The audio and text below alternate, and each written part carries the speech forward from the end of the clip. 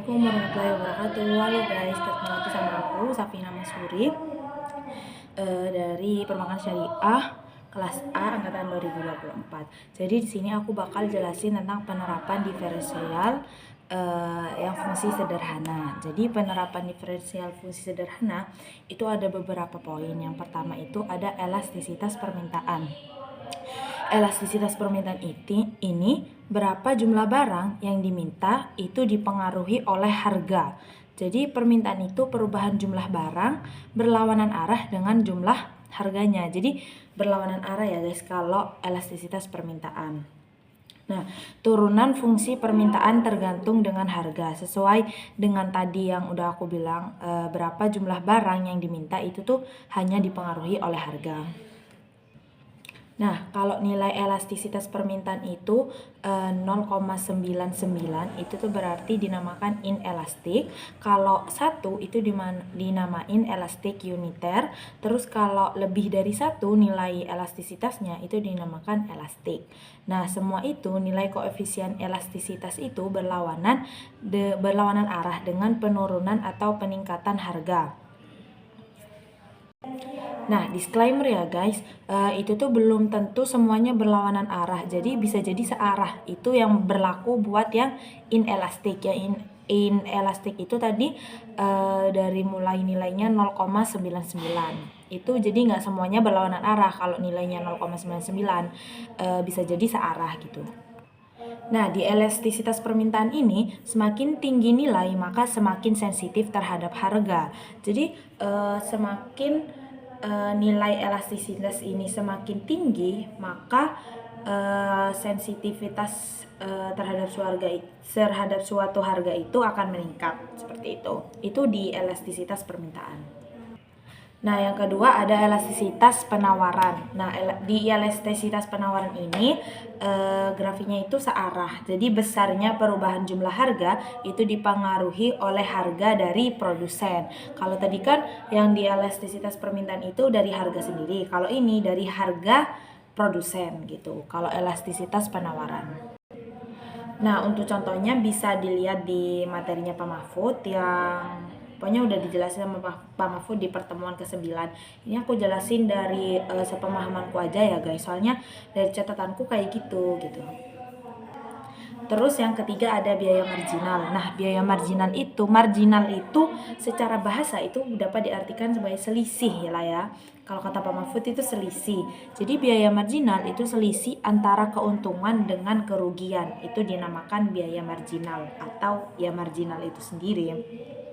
Nah, rumusnya itu MC sama dengan C tanda petik sama dengan DC per DK.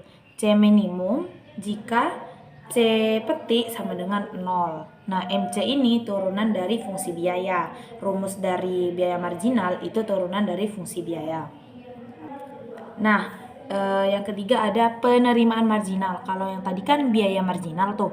Nah, yang ketiga ini penerimaan marginal. Rumusnya itu MR sama dengan R petik sama dengan DR per DQ. Nah, R-nya itu akan maksimum jika MR sama dengan 0. Jika penerimaan marginalnya sama dengan 0. Nah, di penerimaan marginal ini ada penerimaan total guys. Rumusnya itu R sama dengan P kali Q. Nah, kalau penerimaan marginalnya itu turunan dari penerimaan total. Itu rumusnya dari penerimaan marginal. Jadi kan di penerimaan marginal itu ada penerimaan total sama penerimaan marginal. Jadi kita harus nyari penerimaan total dulu, baru nanti diturunkan jadi rumusnya penerimaan marginal kayak gitu. Terus yang keempat itu ada utilitas marginal atau utilitas marginal. Utilitas itu manfaat atau kegunaan, bisa diartikan seperti itu.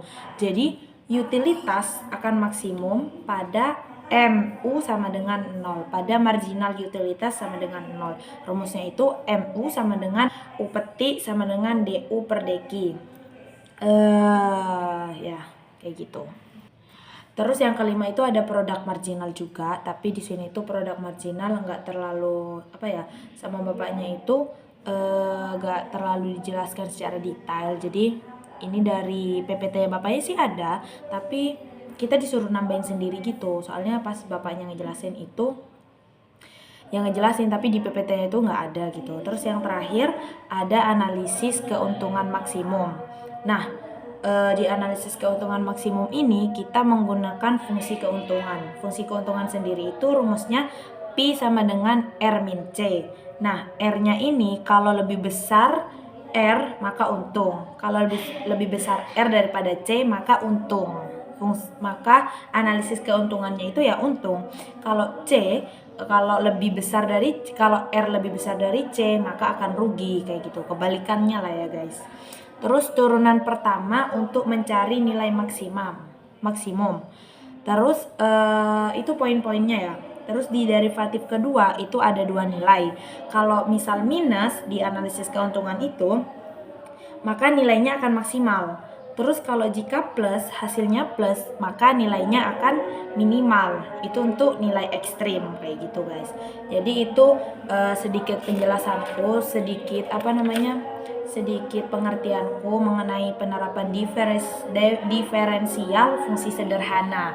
Untuk fungsi majemuknya itu beda lagi guys. Jadi cukup sekian pengertian dari aku mengenai pertemuan 9 ini tentang materi penerapan diferensial. Ini aku jelasin konsepnya secara matematika ekonomi ya guys. Jadi aku nggak nerapin contoh-contohnya kayak gitu. Maksudnya contoh secara matematikanya kayak gimana gitu.